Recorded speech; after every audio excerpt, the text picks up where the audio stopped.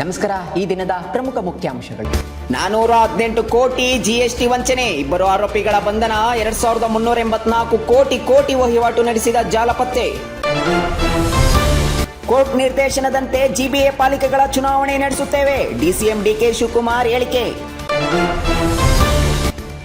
Bus ಆದ್ಯತಾ ಪಥಕ್ಕೆ ಹೊಸ ರೂಪ, ಹೊರವರ್ತುಲ ರಸ್ತೆಯಲ್ಲಿ ವಾಹನ ದಟ್ಟಣೆ ನಿಯಂತ್ರಿಸಲು ಕ್ರಮ. ಏರಿದ ಸುಂಕ, ಹೆಚ್ಚಾಯಿತು ಚಿನ್ನದ ತುಟ್ಟಿ. ಮಿತವ್ಯಯಕ್ಕೆ ಪ್ರಧಾನಿ ಕರೆ ನೀಡಿದ ಕೆಲವೇ ದಿನಗಳಲ್ಲಿ ಕೇಂದ್ರದಿಂದ ತೀರ್ಮಾನ.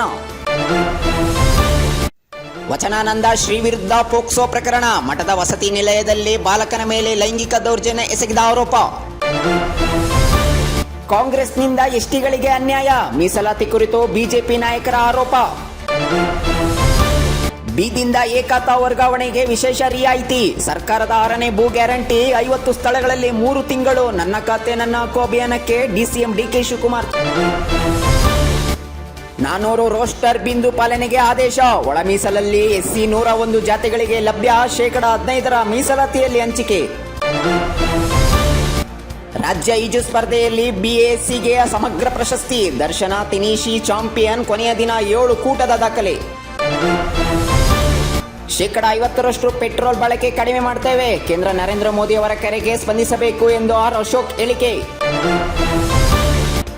ತಮಿಳುನಾಡಿನಲ್ಲಿ ತೀವ್ರ ಶೋಧ, ಜಿಲೆಟಿನ್ ಕಡ್ಡಿ ಪತ್ತೆ ಪ್ರಕರಣ ಕುರಿತು ತನಿಖೆ ಚುರುಕು. ನೀಟ್ ಪರೀಕ್ಷೆ ಅಕ್ರಮ ನಡೆದರೆ ಮೋದಿ ಸರ್ಕಾರ ಹೊಣೆ ಅಲ್ಲವೇ ಎಂದು ಉನ್ನತ ಶಿಕ್ಷಣ ಸಚಿವ ಸಿ ಸುಧಾಕರ್ ಹೇಳಿಕೆ. ಚೀನಾಗೆ ಡೊನಾಲ್ಡ್ ಟ್ರಂಪ್ ಭೇಟಿ, ಯುದ್ಧದ ಅಂತ್ಯಕ್ಕೆ ಚೀನಾದ ನೆರವಿಗೆ ಅಗತ್ಯವಿಲ್ಲ, ಅಮೆರಿಕ ಅಧ್ಯಕ್ಷ ಹೇಳಿಕೆ.